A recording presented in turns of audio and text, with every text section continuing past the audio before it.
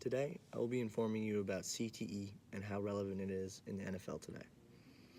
So, when I first started researching this topic, I didn't really know that much about CTE itself, so I kind of had to start at the very beginning. So, my first thought was, what is CTE?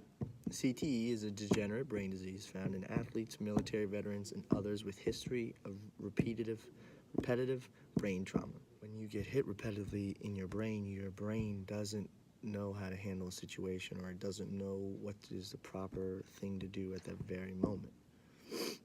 It reacts in a primal sense because that's all it knows how to do. It lost its intuition to make eloquent and idealistic ideas come to life. So I found this interesting because over a 50-year span, only 50 cases were confirmed by doctors about having an actual case of CTE. So many football coaches and players, you can see in movies, they say, "You okay? Like, are you going to be all right?" And they said, "I just got my bell rung," when really they probably have a concussion or suffering from CTE trauma.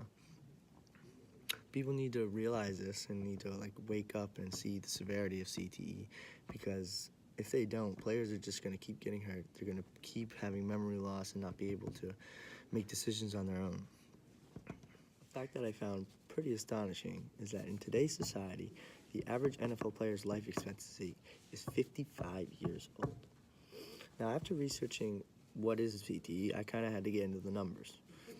So I started looking at different positions, different people, and pretty much all around what is the numbers behind CTE. So I found out the linemen are the highest likely to have CTE. This I found pretty interesting because I would think it was a defensive player, linebacker, who is constantly running and hitting someone. But it is a lineman because it's just constant head-to-head trauma.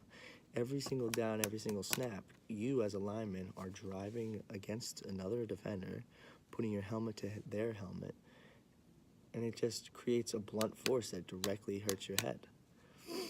Out of a poll, 101 people out of 202 deceased athletes were football players.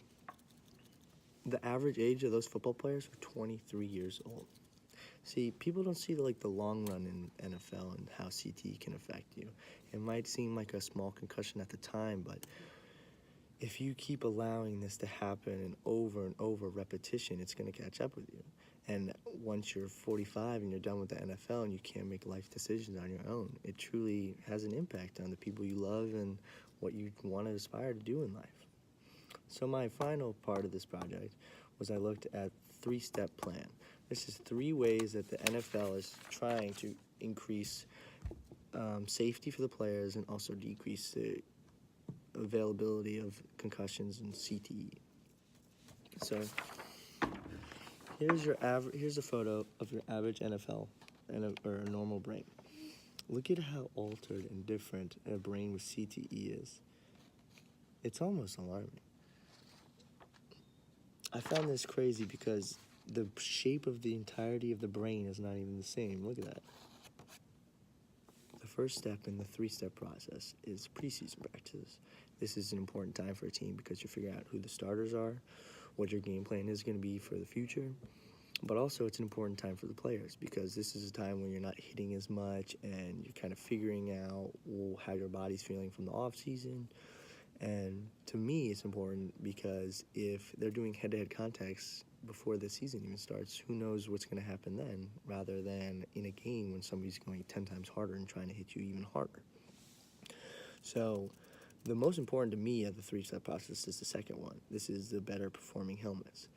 Football players have always had, I wouldn't say great equipment, but the helmets in today's society are unbelievable compared to 15 years ago. Each year, helmets are tested for how resistant they are to receive huge impact. Each player undergoes a laboratory testing where they wear their helmet. They take certain impacts on different directions, different power against the helmet. It's pretty interesting actually. But lastly, the third step is the rule changes in the NFL. Players are now subjected to targeting, which is if you hit a player one-on-one with your helmet to the helmet, you are taken out of the game and you are given a fine.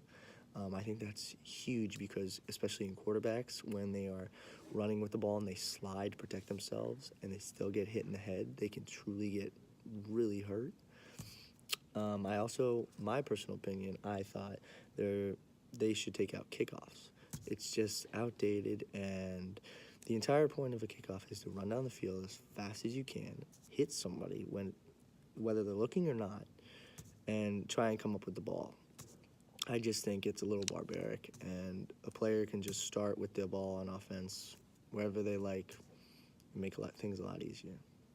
But all in all, I believe that CTE is something that really the American people need to figure out and kind of do more research on, because we praise NFL players and boxers so much for how athletic and how proper they are, but we don't really see this side of them. And